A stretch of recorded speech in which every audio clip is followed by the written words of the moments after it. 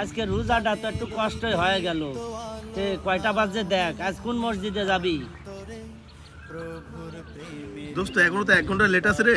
তো এই খিচুড়ি খাতে খাতে আমার এই মসজিদে তো মনে করে জীবনটা শেষ হয়ে গেল। রোজ ইফতার করে খিচুড়ি দিক হয়, যার কাছে একটা বাড়ি মার দিস ওপায়ের কাছে ফোন দিয়ে দেখি যে ওয়ারে দিককার ইফতার কি যদি ভালো হয়, আজ খিচুড়ি খাওয়াতে বিরিয়ানি হলে দিক চললাম দিব আন্দোলন দিব কি। তাহলে তুই তো ওখানেই ফোন দে, তারা ফোন দিয়ে দেখি দেখি কি হয়।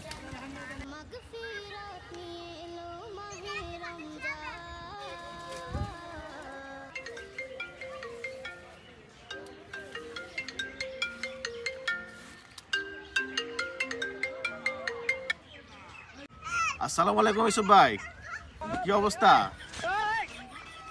ওয়ালাইকুম সালাম। জয়, কি অবস্থা?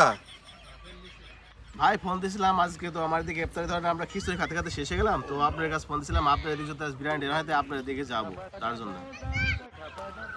জয়, আমি মনে করছিলাম যে তোমার এদিকেই যাব বা তোমাকে ফোন দিব, কারণ আমার এইদিকে কয়দিন ধরে ইফতারের সময় মসজিদে এই খিচুড়ি খাতে খাতে আমরা বোর হয়ে গেলাম।